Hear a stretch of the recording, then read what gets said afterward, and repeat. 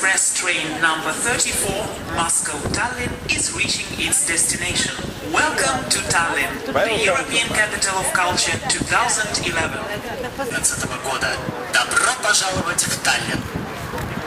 Lugupeetud reisijad, kiirrong number 34 Moskva-Tallinn saabub 2011. aasta Euroopa kultuuripealinna Tallinna.